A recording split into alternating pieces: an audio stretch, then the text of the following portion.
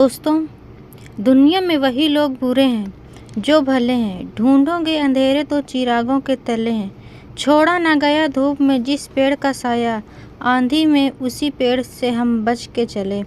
क्या आपने कभी सोचा है कि 5 महान योद्धाओं की पत्नी होकर भी एक स्त्री को भरी सभा में निर्वस्त्र होना पड़ा? क्या यह अन्याय था या किसी पूर्व जन्म के कर्मों का फल? जब द्रौपदी ने खुद भगवान श्री कृष्ण से यह सवाल पूछा कि मेरे साथ इतना बड़ा अन्याय क्यों हुआ, तो श्री कृष्ण ने जो जवाब दिया, जो उसे सुनकर पूरा ब्रह्मांड स्तंभ रह गया। कामाख्या वन की घने झाड़ियों के बीच जहाँ पांडव अपने वनवास के कठिन दिन गुजार रहे थे, वहाँ एक छोटी सी कुटिया में बाहर एक चबूतरे पर अकेली बैठी थी द्रौपदी, पंचाली यक्षसैनी कृष्णा, वो स्त्री जो कभी अग्निकुंड से प्रकट हुई थी, जिसकी सुंदरता की कहानियाँ दूर दूर तक फैली थी, जो 5 महान योद्धाओं की धर्म पत्नी थी। आज उसी महारानी की आंखों में आंसू थे, उसके चेहरे पर एक गहरी पीड़ा थी, उसके हृदय में अनगिनत प्रश्नों का तूफान था। उसके मन में बार बार वही दृश्य घूम रहा था जब हस्तिनापुर की राजसभा में उसका चीरण हुआ था। वो दिन जब उसकी मर्यादा को तार तार करने का प्रयास हुआ था। वो दिन जब उसके 5 पति, 5 महान धनुर्धर बस देखते रह गए थे। उस याद से द्रौपदी का पूरा शरीर कांप उठा। उसकी आंखों से गर्म आंसू बहने लगे। आखिर क्यों? यह सवाल उसके मन में बार बार उठ रहा था। क्योंकि उसके साथ ऐसा हुआ? क्यों उसके साथ ऐसा हुआ? क्यों उसे इतनी पीड़ा सहनी पड़ी?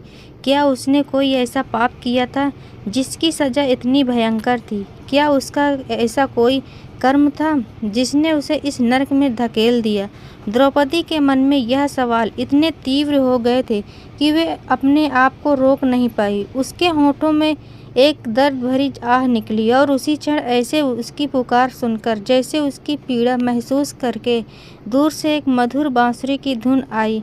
वो धुन जो हर भक्त के हृदय में शांति देती है, वो धुन जो हर पीड़ा को हरने वाली थी। द्रौपदी ने आंखें खोली और देखा, सामने खड़े वे देवकी नंदन श्री कृष्ण। उनके होठों पर हल्की सी मुस्कान थी, उनकी आंखों में अथाह करुणा थी और उनके चेहरे पर वह दिव्य तेज था जो सारे संसार को प्रकाशित करता था। द्रौपदी उन्हें देखते ही और रो पड़ी। यह रोना किसी बच्चे का नहीं, यह रोना एक पीड़ित आत्मा का था जो अपने सखा से, अपने भगवान से, अपने एकमात्र सहारे से अपना दुख बांटना चाहती थी।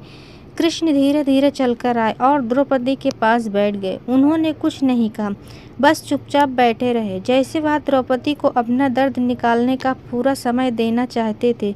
और द्रौपदी रोती रही जब तक कि इसमें आंसू सूख नहीं गए, जब तक कि उसकी सिसकियां थम नहीं गई। और फिर एक लंबी खामोशी के बाद द्रौपदी ने अपना चेहरा उठाया, अपनी लाल आंखों से कृष्ण को देखा और कहा, हे माधव, हे जगत के स्वामी, हे मेरे सखा, मैं जानती हूँ कि आप सर्वज्ञ हैं। आप तीनों लोगों के रहस्य को जानते हैं। आप हर जीव के हृदय को पढ़ सकते हैं। आप अतीत, वर्तमान और भविष्य सब जानते हैं। तो फिर मुझे बताइए, मेरे साथ यह सब क्यों हुआ? मैंने कौन सा ऐसा पाप किया था जिसकी सज़ा इतनी भयानक थी? मुझे उस दिन की याद आती है, केशव, जब मैं हस्तिनापुर की भारी सभा में खींची गई थी, जब दुशासन ने मेरे केशव को पकड़कर मुझे घसीटा था, जब उसने मेरी साड़ी खींचने का प्रयास किया था, जब भरी सभा ने, सारे महारथियों ने, सारे गुरुजनों ने बस देखा था। हे कृष्ण, उस पल मैंने अपने 5 पतियों को देखा था। युधिष्ठिर जो धर्मराज कहलाते हैं, वो नीचे सिर झुकाए बैठे थे। भीम, जिनके पास हजारों हाथियों का बल था, वह दांत पीसकर रह गए। अर्जुन, जो संसार के सबसे महान धनुर्धर हैं, उनके हाथों में कोई धनुष नहीं था। नकुल और सहदेव दोनों बस आंसू बहा रहे थे। हे माधव, उस पल मैं समझ नहीं पाई कि मेरे 5 पति होकर भी मैं असहाय क्यों थी।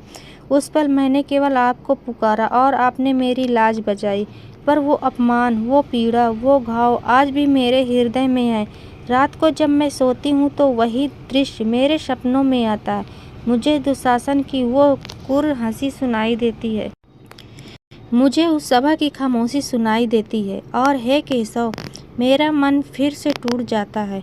द्रौपदी की आवाज़ कांप रही थी, उसके शब्द दर्द से भरे हुए थे और वह आगे बोलती रही, हे कृष्ण, यह पहली बार नहीं था जब मेरे साथ अन्याय हुआ। जब मेरा स्वयंवर हुआ था तो मैंने अर्जुन को वरमाला पहनाई थी। मैं एक पति की पत्नी बनने वाली थी, पर नियति ने मुझे 5 पतियों की पत्नी बना दिया। हे माधव, क्या यह भी मेरे किसी पाप का फल था? समाज में लोग मुझे 5 पतियों वाली कहते हैं। कुछ लोग मुझ पर व्यंग करते हैं, कुछ मुझे दोषी मानते हैं, पर हे केशव, मैंने तो कभी कुछ ऐसा नहीं चाहा था। मैं तो एक समान स्त्री की तरह एक पति के साथ सुखी जीवन बिताना चाहती थी। फिर मुझे यह क्यों मिला? फिर हस्तिनापुर का वह जीवन था जहाँ मैं 5 भाइयों की पत्नी थी, जहाँ मुझे हर एक के साथ सम्मान व्यवहार करना पड़ता था, जहाँ मेरे हृदय की कोई भी इच्छा महत्वपूर्ण नहीं थी। और फिर वह द्वैत क्रीड़ा हो जुआ जिसमें मेरे पति ने सब कुछ हार दिया, राज्य, धन, संपत्ति, अपने भाइयों और अंत में मुझे भी। हे माधव, मुझे दांव पर लगा दिया गया। क्या मैं कोई वस्तु थी? क्या मेरा कोई सम्मान नहीं था? क्या मेरे अपने कोई अधिकार नहीं थे? हे केशव, और फिर यह वनवास, 12 साल का वनवास और 1 साल तक अज्ञातवास। हम जो कभी महलों में रहते थे, आज इस घने जंगलों में भटक रहे हैं। भूख, प्यास, कीड़े मकोड़े, जंगली जानवर, कठोर धरती पर सोना, पेड़ों की छाल खाना और सब सहना पड़ रहा है। हे माधव, मेरे 5 पुत्र थे, मुझे उन्हें छोड़कर आना पड़ा। एक माँ के लिए अपने बच्चों से दूर रहना कितना कठिन होता है, यह मैं ही जानती हूँ। रात को जब मैं उनके बारे में सोचती हूँ तो मेरा हृदय फट जाता है। हे कृष्ण, और सबसे बढ़कर वो अपमान जो मैंने सहा, वो शब्द जो मुझे कहे गए। कर्ण ने मुझे सार्वजनिक रूप से वैश्या कहा था, दुर्योधन ने मुझे अपमानित किया था, शकुनी ने मुझ पर व्यंग किए थे, और मैं बस देखती रही, मैं बस सुनती रही। हे माधव, बताइए, मैंने क्या पाप किया था? क्या मैंने किसी का बुरा किया था? क्या मैंने किसी को दुख दिया था? क्या मैंने अधर्म का साथ दिया था? नहीं, मैंने तो हमेशा धर्म का साथ दिया। मैंने हमेशा अपने पतियों का साथ दिया। मैंने हमेशा सत्य का साथ दिया। फिर भी मेरे साथ यह सब क्यों हुआ? द्रौपदी की अब पूरी तरह से टूट चुकी थी। उसी आवाज़ में वह दर्द था जो सुनकर पत्थर भी पिघल जाए। उसकी आंखों में वो पीड़ा थी जो देखकर देवता भी रो पड़े, और कृष्ण चुपचाप सुन रहे थे। उनके चेहरे पर अब भी वही शांत भाव, पर उनकी आंखों में एक गहरी करुणा थी। द्रौपदी ने आगे कहा, हे माधव, मैं यह नहीं कह रही कि केवल मेरे साथ ही अन्याय हुआ है। मेरे पति भी पीड़ित हैं, उन्होंने भी अपना सब कुछ खोया, पर एक स्त्री के लिए, एक स्त्री के सम्मान के लिए उसकी मर्यादा सबसे महत्वपूर्ण होती है, और वो मर्यादा उस दिन भरी सभा में तार तार कर दी गई। हे कृष्ण, मैं जानती हूँ कि आप ही मेरे एकमात्र सहारे हैं। आपने मेरी लाज बचाई थी, आपने मुझे असीम वस्त्र दिए थे, आप ही मेरे सखा हैं, आप ही मेरे रक्षक हैं। पर आज मैं आपसे यह जानना चाहती हूँ, क्यों मेरे साथ यह सब हुआ? क्या मैंने पिछले जन्म में कोई ऐसा पाप किया था? क्या मेरे किसी कर्म का यह फल है? हे माधव, मुझे सत्य बताइए, मुझे पूरा सत्य बताइए, भले ही वह कितना भी कठोर क्यों न हो। मैं जानना चाहती हूँ कि मेरे जीवन में इतनी पीड़ा क्यों है, और यह कब तक चलेगी? क्या मुझे कभी सुख मिलेगा? क्या मेरे दुख का कभी अंत होगा? द्रौपदी के प्रश्न समाप्त हो चुके थे। उसने अपना सब कुछ कृष्ण के सामने रख दिया था। उसका दर्द, उसकी पीड़ा, उसके प्रश्न, उसकी व्यथा, सब कुछ अब वो बस कृष्ण के उत्तर की प्रतीक्षा कर रही थी। रात और गहरी हो चुकी थी, चारों ओर सन्नाटा था, केवल दूर से किसी जानवर की आवाज़ आ रही थी, और उस सन्नाटे में, उस गहरी खामोशी में श्री कृष्ण ने अपनी आंखें बंद की, जैसे वो कुछ गहरा सोच रहे हों, वो जैसे वो कुछ याद कर रहे हों, जैसे वो किसी और लोक में, किसी और समय में, किसी और जन्म में झांक रहे हों। कुछ पलों में खामोशी के बाद कृष्ण ने अपनी आंखें खोल ली, और उनकी आंखों में एक अलग ही तेज था, वो तेज जो सत्य को उजागर करने वाला था। कृष्ण ने द्रौपदी की ओर देखा और धीरे से मुस्कुराए। उस मुस्कान में करुणा थी, स्नेह था, और फिर कृष्ण ने बोला शुरू किया। उनकी आवाज़ शांत थी, पर उनमें एक दिव्य गूंज थी। वे बोले, हे पंचाली, हे यक्षसेनी, हे कृष्णा, तुम्हारे प्रश्न स्वाभाविक हैं, तुम्हारी पीड़ा वास्तविक है, और तुम्हारे आंसू निष्कपट है। मैं तुम्हें समझता हूँ, मैं तुम्हारे दर्द को महसूस करता हूँ। पर द्रौपदी, इस संसार में कुछ भी बिना कारण नहीं होता।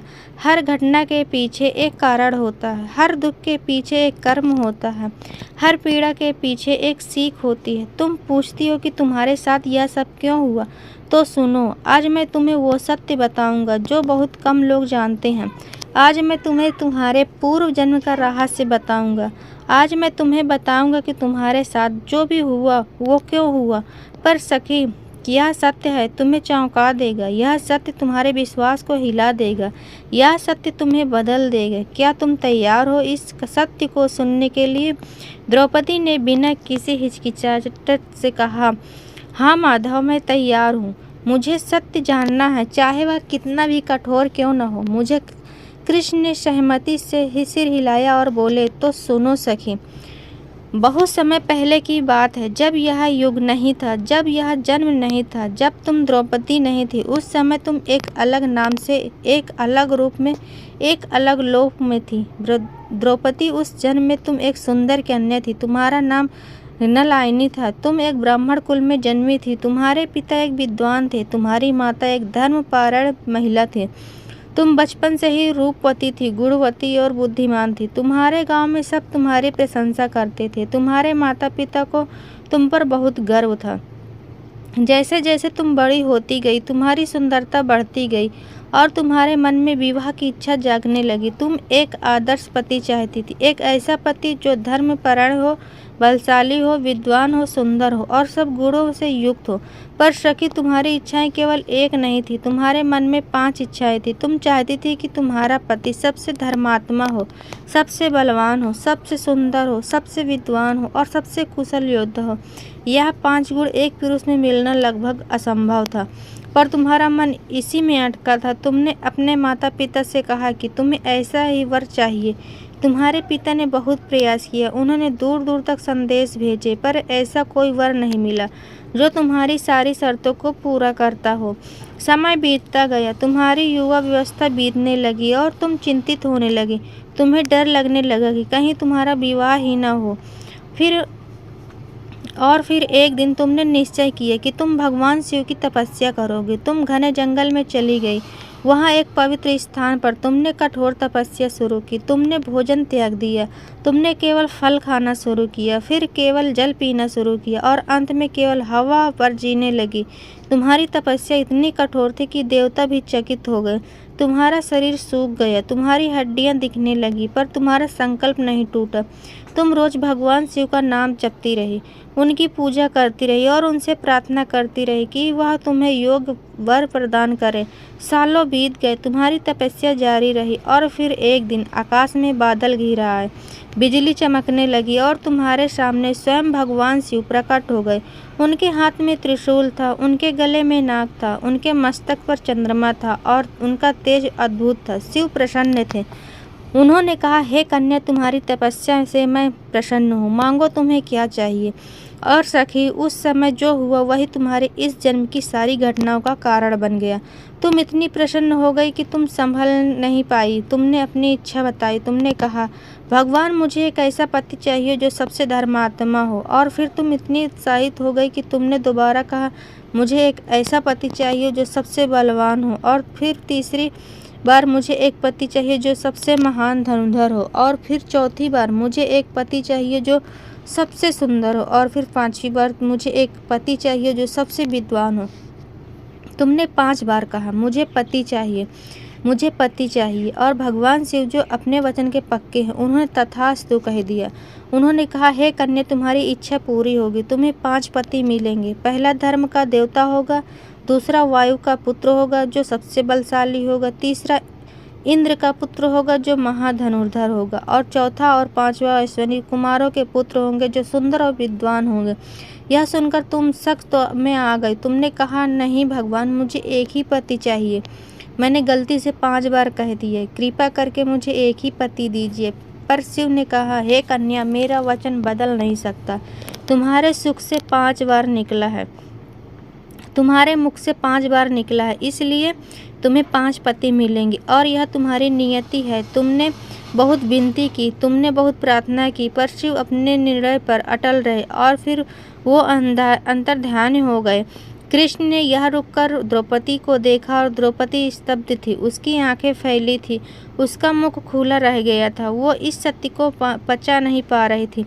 तो यही कारण था कि उसे 5 पति मिले, यही कारण था कि उसका जीवन इतना जटिल था। कृष्ण ने आगे कहा, हे सखी, यह तो केवल शुरुआत थी। तुम्हारे पूर्व जन्म में और भी बहुत कुछ हुआ था जो तुम्हारे इस जन्म को पीड़ा का कारण बना। उस जन्म में एक बार तुम किसी तीर्थ यात्रा पर जा रही थी। रास्ते में तुमने एक साधु को देखा। वो साधु नदी में स्नान कर रहा था। उस समय उसके वस्त्र किनारे पर थे और एक शरारती बंदर उसके वस्त्र को लेकर पेड़ पर चढ़ गया। वो साधु बेचारा नग्न अवस्था में नदी में खड़ा था और वह बंदर से अपने वस्त्र मांग रहा था। तुमने यह दृश्य देखा और तुम्हें हंसी आ गई। तुमने उस साधु का उपहास किया, तुमने उसे देखकर मजाक बनाया और आगे बढ़ गई। उस साधु को बहुत अपमान महसूस हुआ। उसने तुम्हें श्राप दिया कि जिस प्रकार आज तुमने मेरे निर्वस्त्र होने पर हंसी उड़ाई, उसी प्रकार एक दिन तुम्हारे साथ भी यह होगा।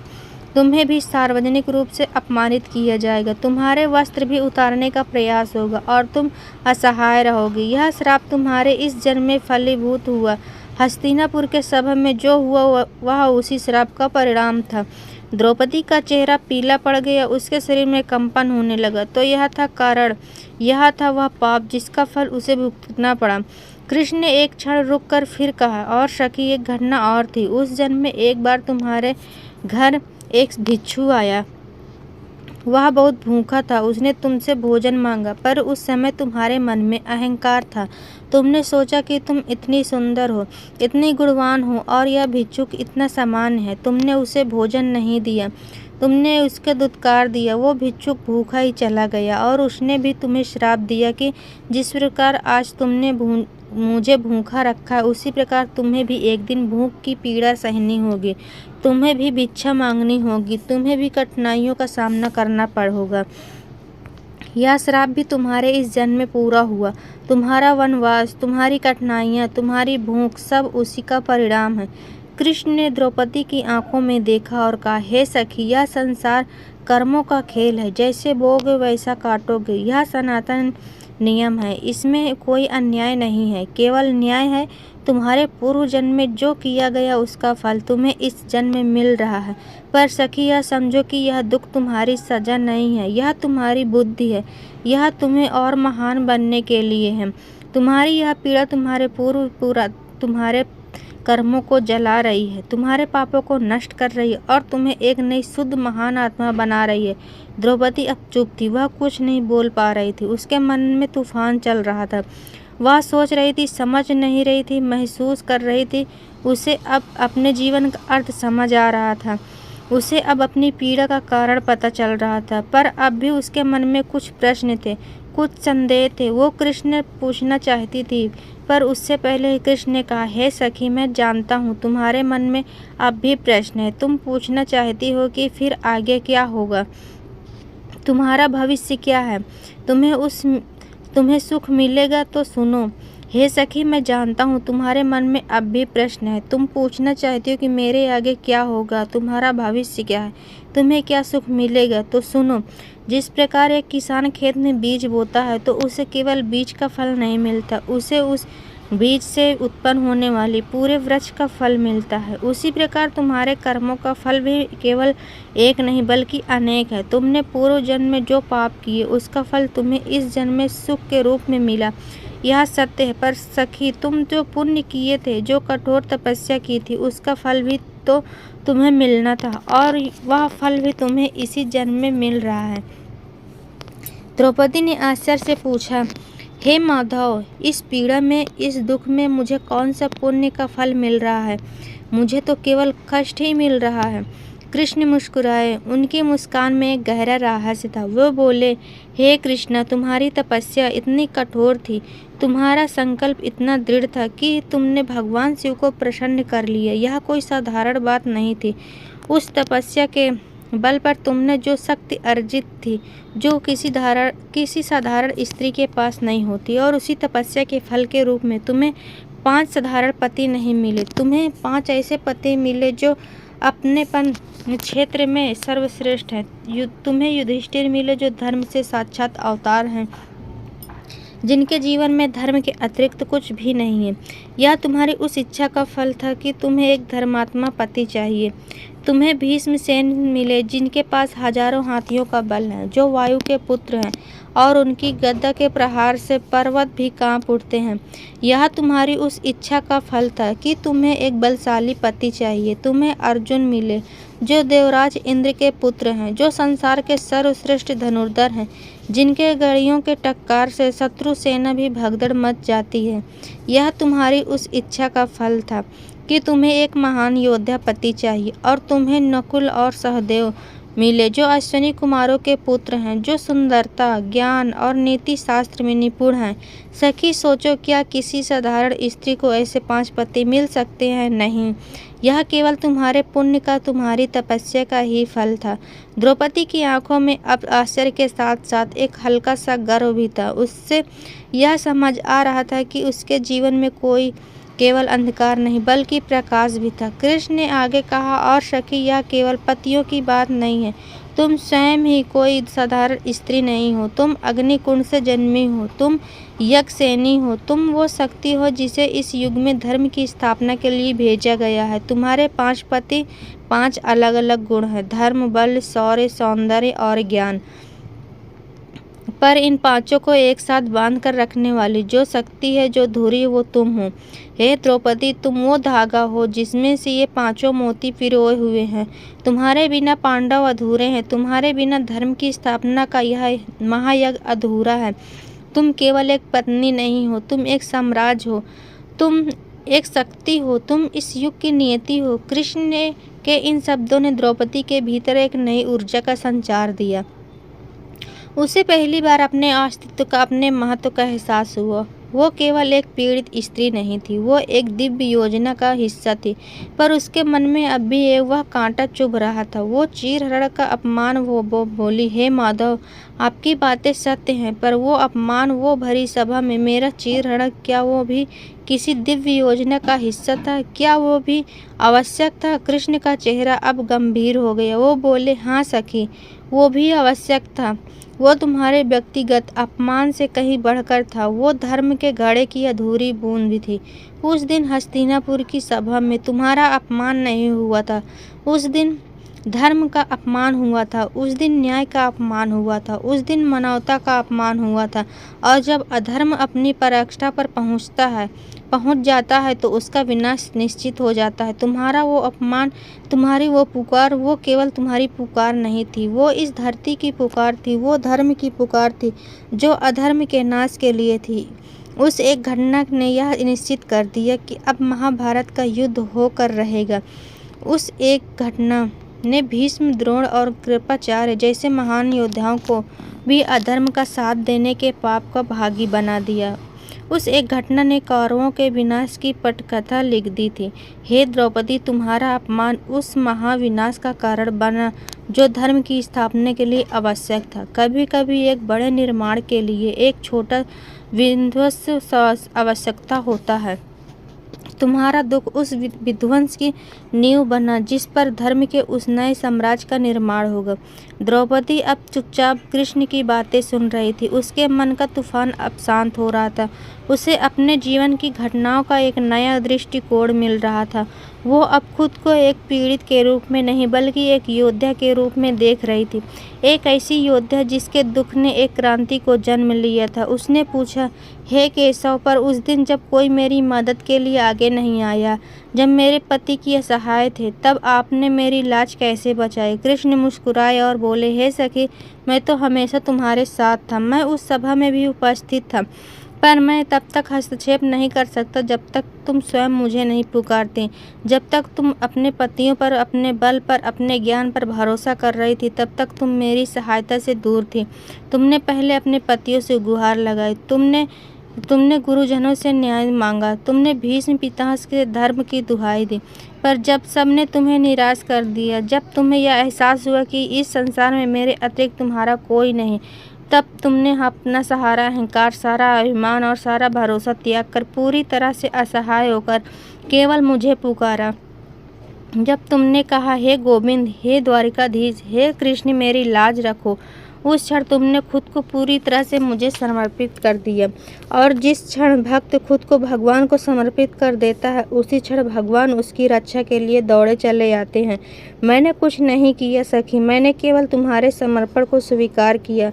तुम्हारी श्रद्धा थी, तुम्हारी आस्था थी, और जब तक तुम्हारी आस्था मुझ पर बनी रही, तुम्हारी साड़ी बढ़ती रही। दुशासन साड़ी खींचता रहा, पर वो तुम्हारी आस्था को, तुम्हारे समर्पण को नहीं खींच पाया, और अंत में वह थक कर हार गया। यह चमत्कार मेरा नहीं, तुम्हारी भक्ति थी, तुम्हारी आस्था थी। द्रौपदी की आंखों में अब पश्चाताप के बल्कि अकृतज्ञता के आंसू थे। उसे समझ आ गया था कि भगवान हमेशा साथ होते हैं, पर हमें उन्हें सच्चे हृदय से पुकारना पड़ता है। हमें अपना अहंकार त्याग कर पूरी तरह से उन पर निर्भर होना पड़ता है। कृष्ण ने द्रौपदी के सिर पर हाथ रखा और कहा, हे पंचाली, तुम अपने आप को केवल अकेले मत समझो, तुम अपने आप को असहाय मत समझो। तुम्हारे साथ जो हुआ वो तुम्हारे कर्मों का फल था, पर वह तुम्हारी शुद्धि के लिए था। वो तुम्हें और मजबूत बनाने के लिए था। वो तुम्हें यह सिखाने के लिए था कि संसार में कोई भी तुम्हारा रक्षक नहीं है सिवाय मेरे। और वो इस संसार को यह दिखाने के लिए था कि जब स्त्री का अपमान होता है तो पूरे साम्राज्य का विनाश हो जाता है। अब तुम्हारे सुख के दिन समाप्त होने वाले और सुख के दिन आने वाले हैं। यह वनवास तुम्हारे और तुम्हारे पतियों के लिए एक तपस्या है। यह तुम्हारे आने वाली महायुद्ध के लिए तैयार हो रहा है। इस तपस्या से तुम और भी शक्तिशाली बनोगी और तुम और भी तेजस्वी बनोगी। अब जब समय आएगा तो तुम इस अधर्म का नाश करोगे और धर्म की स्थापना करोगे। द्रौपदी ने पूछा, हे माधव, पर क्या यह युद्ध आवश्यक है? क्या बिना रक्तपात के कोई समाधान नहीं है? कृष्ण ने गहरी सांस ली और कहा, सखी, मैंने बहुत प्रयास किया। मैंने शांति का प्रस्ताव भेजा, मैंने दुर्योधन को समझाने की कोशिश की, मैंने केवल 5 गांव मांगे, पर वो अभिमानी तैयार नहीं हुआ। वह कहता है कि वह सुई की नोक के बराबर भी जमीन नहीं देगा। वह अधर्म इतना बढ़ जाए, जब अहंकार इतना बढ़ जाए तो युद्ध की एकमात्र मार्ग बचता है। यह युद्ध केवल राज्य के लिए नहीं होगा, यह युद्ध धर्म और अधर्म के बीच होगा। यह युद्ध न्याय और अन्याय के बीच होगा, और इस युद्ध में जीत धर्म की होगी। कृष्ण की बातों ने द्रौपदी के मन में एक नया विश्वास भर दिया, एक नई आशा जगा दी। उसे अब अपना भविष्य अंधकारमय नहीं बल्कि प्रकाशमय दिख रहा था। उसे अब अपने कष्ट व्यर्थ नहीं बल्कि सार्थक लग रहे थे। वह समझ गई कि वो एक बड़ी कहानी का हिस्सा है, एक ऐसी कहानी जो युगों युगों तक सुनाई जाएगी। पर अब भी उसके मन में एक अंतिम प्रश्न था, एक गहरा प्रश्न जो केवल उसके बारे में नहीं था बल्कि हर उस आत्मा के बारे में था जो इस संसार में दुख भोग रही थी। कृष्ण ने की ओर देखा और उसकी आंखों में जब पीड़ा नहीं बल्कि एक गहरी जिज्ञासा थी, एक आध्यात्मिक खोज थी। और उसने पूछा, हे केशव, आपने मेरे कर्मों का रहस्य तो बता दिया, पर मुझे यह बताइए कि इस कर्म के बंधन से मुक्ति कैसे मिलेगी? क्या हमें हर जन्म में ऐसे ही कर्मों का फल भोगना पड़ेगा? क्या इस चक्र से बाहर निकलने का कोई मार्ग नहीं है? क्या आत्मा की अंतिम गति क्या है? और मेरा द्रौपदी का इस महायुद्ध में अंतिम कर्तव्य क्या है? मुझे क्या करना चाहिए जिसने न केवल मेरा बल्कि इस पूरे संसार का कल्याण हो? कृष्ण ने द्रौपदी के इस प्रश्न को सुनकर बहुत प्रसन्न हुए। तो सुनो सखी, मैं तुम्हें कर्म का वो परम रहस्य बताता हूँ जिसे जानकर मनुष्य संसार में रहते हुए भी, सारे कर्म करते हुए भी कर्म के बंधन से मुक्त हो जाता है। हे पंचाली, यह समझो कि कर्म करना किसी भी प्राणी के लिए अनिवार्य है। सांस लेना भी एक कर्म है, देखना भी एक कर्म है, सोचना भी एक कर्म है। इसलिए कर्म को छोड़ने का विचार ही मूर्खता है। जो लोग हठपूर्वक अपनी इंद्रियों को रोक कर रख कर्म का त्याग करके एकांत में बैठ जाते हैं, मन ही मन संसार के विषयों का चिंतन करते रहते हैं, वे ढोंगी या मिथ्याचारी हैं। असली सन्यासी शरीर से नहीं मन से होता है। तो प्रश्न यह नहीं है कि कर्म कैसे करें या ना करें, प्रश्न यह है कि कर्म कैसे करें कि उसका बंधन हम पर न लगे, और इसका उत्तर है निष्काम कर्म योग।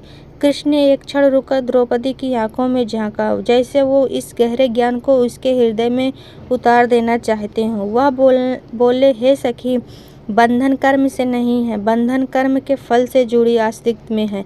जब हम कोई काम यह सोच कर करते हैं कि मुझे इसका क्या फल मिलना चाहिए, तो हम उस फल के गुलाम बन जाते हैं। अगर फल हमारी इच्छा के अनुसार मिलता है तो हमें सुख और अहंकार होता है, और अगर फल हमारी इच्छा के विरुद्ध मिलता है तो हमें दुख और क्रोध मिलता है। यह सुख दुख राग द्वेष का चक्र ही हमें जन्म मृत्यु के बंधन में बांधता है। इसलिए ज्ञानी पुरुष कर्म तो करते हैं पर फल की इच्छा नहीं रखते।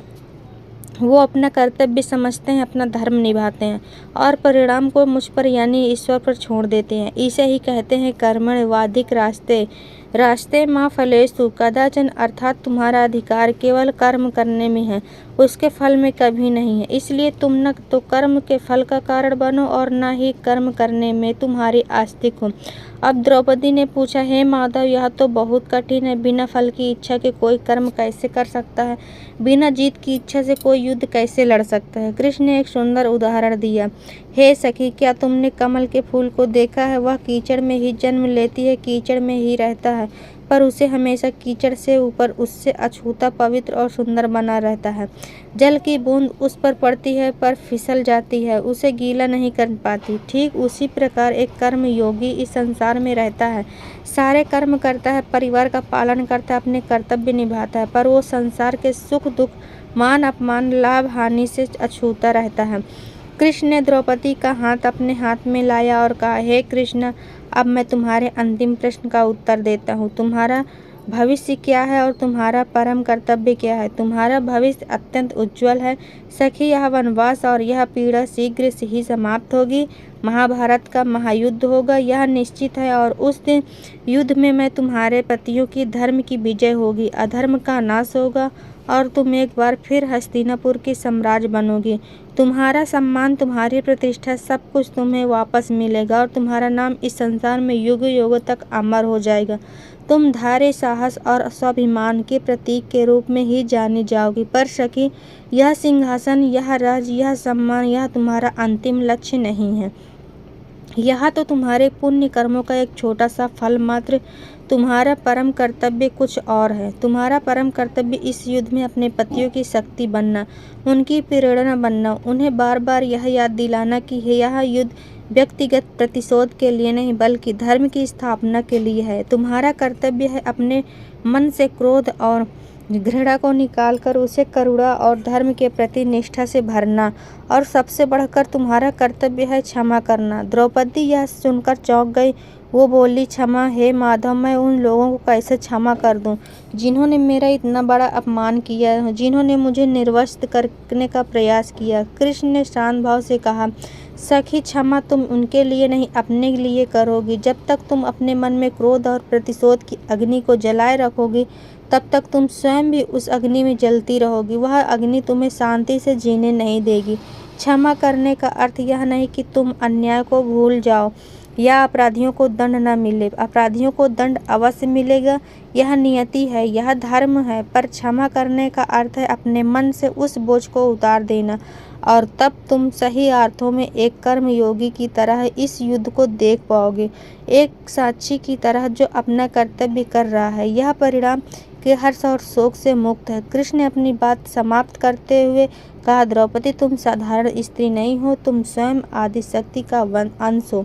तुम इस धरती पर एक महान उद्देश्य के लिए आई हो। अपने स्वरूप को पहचानो, अपने शक्ति को जानो।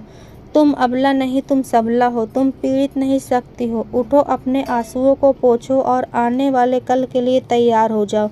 अपने मन को मुझे में स्थिर करो, अपने सारे कर्म मुझे अर्पित करो, और फिर देखो तुम्हें कोई दुख, कोई पीड़ा, कोई बंधन छू नहीं पाएगा। तुम जीवन मुक्त हो जाओगी। कृष्ण ने इन बातों ने जैसे द्रौपदी के भीतर एक सूर्य का उदय कर दिया था। उनके सारे संशय, सारे भ्रम, सारी पीड़ा उस ज्ञान के प्रकाश में विलीन हो गए थे।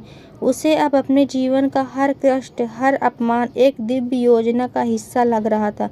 उसे अब अपने 5 पतियों में भगवान शिव का वरदान दिख रहा था। उसे अपने चीरहरण में अपने पूर्व जन्म के कर्म का लक्ष्य और अधर्म के विनाश का आरंभ दिख रहा था। उसे अपने वनवास में एक महान तपस्या दिख रही थी और उसे अपने भविष्य में एक नया उद्देश्य दिख रहा था। तो दोस्तों ये कहानी यहीं तक। आप लोगों को ये वीडियो पसंद आया तो वीडियो को लाइक करें, कमेंट में जय श्री कृष्ण ज़रूर लिखें और चैनल को सब्सक्राइब करके बेल आइकन को ऑन कर लें, जिससे कि इसी तरह का वीडियो का नोटिफिकेशन आप लोगों के पास तुरंत पहुँचे। मिलते हैं इसी तरह के धार्मिक ज्ञान में आगे वीडियो में। जय श्री कृष्ण।